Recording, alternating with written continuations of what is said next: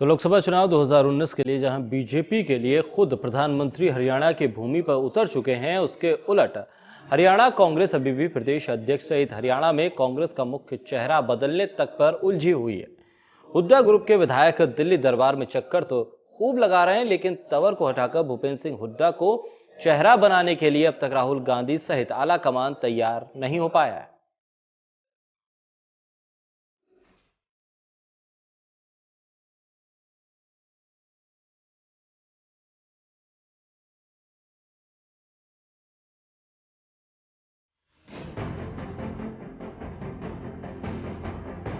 हरियाणा कांग्रेस के तमाम विधायक भूपेंद्र सिंह हुड्डा में अपनी आस्था जताते हुए मौजूदा प्रदेश अध्यक्ष अशोक तंवर को हटाकर भले ही हुड्डा को हरियाणा कांग्रेस का मुख्य चेहरा बनाने का दबाव बना रहे हैं, लेकिन बीजेपी की जाट वर्सेस नॉन जाट की राजनीति कांग्रेस के आला कमान के लिए सबसे बड़ा सरदर्द बन चुकी है कि हरियाणा के कांग्रेस प्रभारी गुलाम नबी आजाद राहुल गांधी के दरबार में हुड्डा के नाम पर फाइनल मोहर नहीं लगवा पा रहे। कांग्रेस आला कमान के सूत्र बताते हैं कि गुलाम नबी आजाद के पद संभालने के बाद पूर्व मुख्यमंत्री भूपेंद्र सिंह हुड्डा को चुनाव प्रचार समिति का हेड बनाने का प्रस्ताव दिया गया था, मगर भूपेंद्र सिंह हुड्डा ने नामंजूर कर दिया और इन विधायकों की हुड्डा को प्रदेश की कमान देने की डिमांड पर आला कमान राजी नहीं है। सूत्रों के मुताबिक कांग्रेस जाट लीडर के तौर पर हुड्डा को प्रदेश अध्यक्ष की कमान सौंपकर बीजेपी को जाट वर्सेस नॉन जाट की राजनीति में और बढ़ने की खुली छूट नहीं देना चाहती और राहुल गांधी ने साफ कह दिया है कि भूपेंद्र सिंह हुड्डा सहित बाकी बड़े कांग्रेसी नेताओं को संगठन में अहम जिम्मेदारी तो मिल सकती, लेकिन जाट लीडरशिप में लोकसभा चुनाव में आने का रिस्क नहीं लिया जाएगा।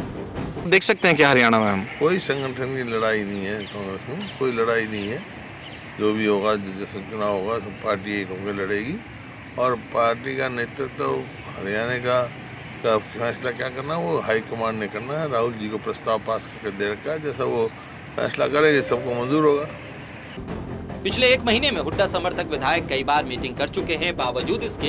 हरियाणा कांग्रेस संगठन में फेरबदल नहीं हो पा रहा। अब ये देखना होगा कि क्या कांग्रेस हाईकमान लोकसभा और विधानसभा चुनाव से पहले हरियाणा कांग्रेस में चल रही अंदरूनी कलह और उठापटक को खत्म कर मजबूती से चुनाव लड़ पाएगी या हरियाणा कांग्रेस के नेता यूं ही एक दूसरे को नीचा दिखाते रहेंगे।